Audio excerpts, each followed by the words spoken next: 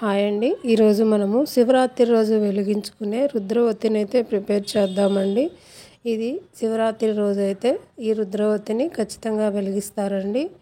దీన్ని ప్రిపేర్ చేసుకోవడానికైతే ముందుగా మనము దూదినైతే తీసుకోవాలండి. ఈ దూదిని గింజలు లేకుండా తీసి పెట్టుకొని దీన్నైతే ముందుగా విభూది సహాయంతో సన్నని దారంలాగా అయితే తీసుకోవాలండి. ఇలా సన్నని దారంలా చేసుకునేటప్పుడు కొద్దిగా లావుగా వచ్చినా పర్వాలేదండి. మీరైతే ఇలా దారాన్ని అయితే తీసుకోవాలండి. ఇలా ఈ రుద్రవతి అయితే మనము శివరాత్రి రోజు ఎక్కువగా వెలిగిస్తారండి. అలా కుదరని వాళ్ళు సోమవారాలు లేదా నెలలో వచ్చే మాస శివరాత్రిలో అయినా పర్వాలేదండి, కార్తీక మాసంలో అయినా పర్వాలేదండి. అలాగే ఇంట్లో అయినా గుళ్ళో అయినా ఈ రుద్రవతిని అయితే వెలిగించుకోవచ్చండి. మీకు ఎలా కుదిరినా మీరు అప్పుడు అలా వెలిగించుకోవడానికి ట్రై చేయండి.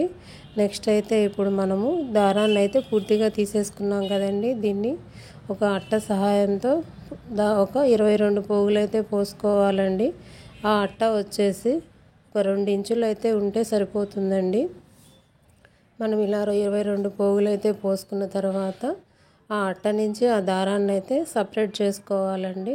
ఇలా సపరేట్ చేసుకున్నాక దాన్ని మొత్తం సమంగా అనుకోవాలి చేతులతో. తర్వాత ఒక స్టిక్ పుల్ల అయితే ఉంటుంది కదండి, దాన్ని కొత్త పుల్ల తీసుకోవాలండి. ఆ స్టిక్ పుల్లను అయితే ఇలా మధ్యలో పెట్టుకొని దానికి ఇట్లా రౌండ్గా అయితే ఒక 365 పోగులను అయితే పోసుకోవాలండి.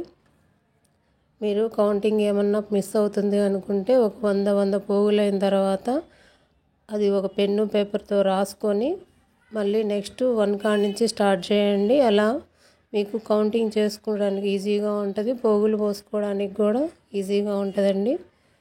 ఒక మీకు 4-5 పోగులు ఎక్కువే వేసుకోండి, తక్కువైతే వేయవాకండి.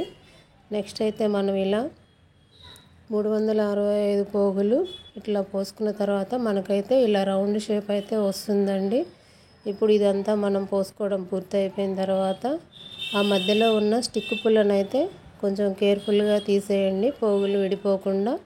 అలా స్టిక్ పుల్లను అయితే తీసేసుకున్న తర్వాత ఈ 2 కొసలు అయితే ఉంటాయి కదండి, ఆ కొసల్ని ఒక దాంట్లో ఉంచి మరొకటి తీసుకోవాలండి. వీడియోలో చూపిస్తున్నట్టుగా తీసుకొని పూర్తిగా టైట్గా అయితే లాక్కుంటే మనకి ఒత్తి అనేది పొడవుగా వస్తుందండి. ఇంతేనండి. ఇలా చాలా ఈజీగా మనము రుద్రవతిని అయితే ప్రిపేర్ చేసుకోవచ్చండి. మీరు ఒకసారైనా ట్రై చేయండి. ఏదో ఒక సోమవారాలు లేకపోతే మామూలుగా కార్తీక మాసాలు అట్లా మాస శివరాత్రిలోనే వెలిగించుకోవడానికి అయితే ట్రై చేయండి. ఇది చాలా మంచిదండి.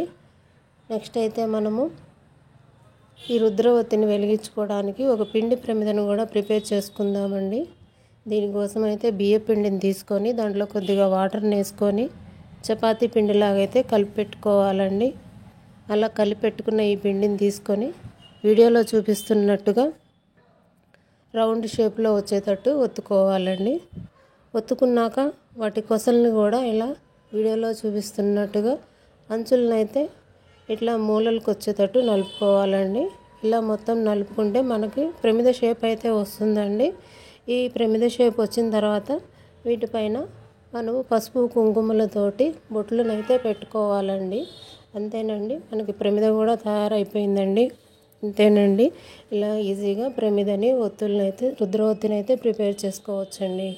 ఇలాంటి మరిన్ని వీడియోలు మీరు చూడాలి అనుకుంటే మా ఛానల్ని అయితే లైక్ చేయండి, సబ్స్క్రైబ్ చేసుకోండి.